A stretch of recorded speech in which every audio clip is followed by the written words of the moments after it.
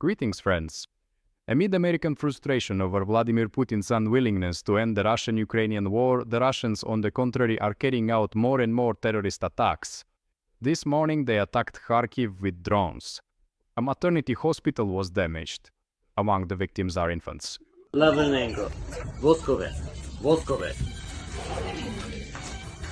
At the same time, the murderers of Ukrainian children tell on their television what their terrorist attacks actually are. These are humanitarian strikes. In order to save people, in that case, Ukraine must do everything to free Russians from their pointless lives. Last night, Ukraine carried out a massive drone attack against so-called Russia. It's flying. Quiet. It's nearby. In various regions, several military-industrial complex facilities were hit. At the same time, Trump is promising some very important statement about the Russian-Ukrainian war as early as Monday. He is disappointed in Russia and told us that he thinks he will make an important statement about Russia on Monday. The main thing is for Donald to clarify which Monday he means, because there are a lot of them in a year. Well, and I urge your friends to do a very important thing and donate to drones. Kamikaze drones for the Ukrainian military. Our big fundraiser for fiber optic FPV drones is ongoing so that Russians die. Destroy Russia legally, or better yet, physically. We are getting close to finishing the fundraiser. We already have 41 million out of the 50 million needed, but every hryvnia and every kopeck counts. There are no small donations, so be sure to join in, share this fundraiser with your friends, and as always, the details are in the description of this video. And if for some reason you still haven't subscribed to my channel, make sure you do. Ukrainian drones attacked the so-called Russian Federation last night and early this morning. There were strikes in several regions, for example in Taganrog.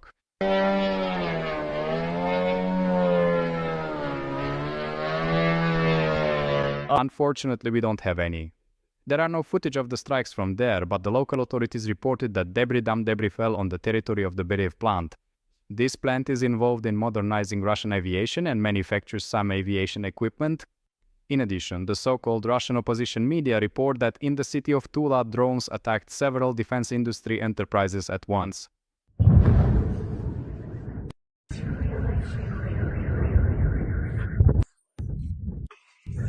Where they attack. A lot are flying toward the city. It was also quite eventful in the Moscow region last night. Ukrainian drones attacked the Lukovitsky aviation plant. I saw with my own eyes. The bastards got hit at the neighboring plant. One of those bastards flew up there. And besides that, in the Moscow region, in the city of Dubna, the Kronstadt plant was also attacked. Again, it had already been hit before. As I understand it, they have one target, Kronstadt and DNZ. This plant manufactures components for Russian drones as well as produces the Orion UAV. In Dubna, they have started producing drones for Russian and foreign customers. At the same time, there is news regarding American aid to Ukraine.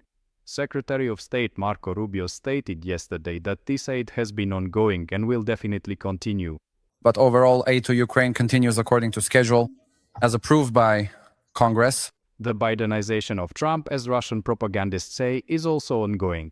The President of the United States may, for the first time, allocate a new aid package for Ukraine. Reuters reports that the Trump administration is currently determining exactly which weapons from American stockpiles, that is, from Pentagon warehouses, could be additionally sent directly right now to send to Ukraine an amount totaling $300 million. It is important to note that this is not about the delivery of weapons previously approved by Biden, but specifically about a new package from Donald Trump. However, this is within the limits of previously unspent funds that were approved by Congress. In addition, the American side is also urging European NATO allies to provide Ukraine with more military aid from their own stockpiles, particularly Patriot batteries. If Ukraine truly is a priority for many European countries, as they claim, they should be ready to share batteries that they do not currently need. I hope we can convince them. However, when it comes specifically to American aid, we shouldn't count on new large free packages for Ukraine. Because Trump might allocate something little by little, but he wants to shift the main burden onto the Europeans.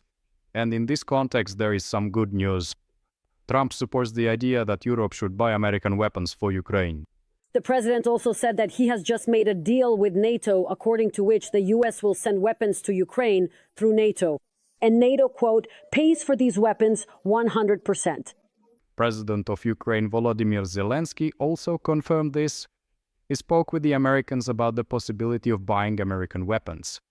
But at the same time, some of our European partners are already ready to buy for us Patriot. We discussed with our partners the possibility of buying in Europe.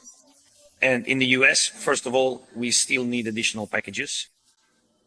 The corresponding weapons, Norway is ready to pay. I have bilateral agreements with the Prime Minister for one system. Other European partners will also join in. You know, I've loved Norway since childhood, and I also really love Germany. Germany is gradually ramping up its defense industrial complex. And that's good for us, because Germany is the second largest supplier of weapons to Ukraine. And also, Merz is ready to purchase 2 more batteries for Ukraine. Patriot. We are ready to purchase additional systems, Patriot from the US. Both ministers, Minister Vadim Kur and Defense Minister Sectorius, are coordinating their actions with our partners to mobilize additional assistance. God bless Germany. And God bomb Russia. As for the so-called Russian Federation, yesterday Russian Foreign Minister Lavrov met with Secretary of State Rubio.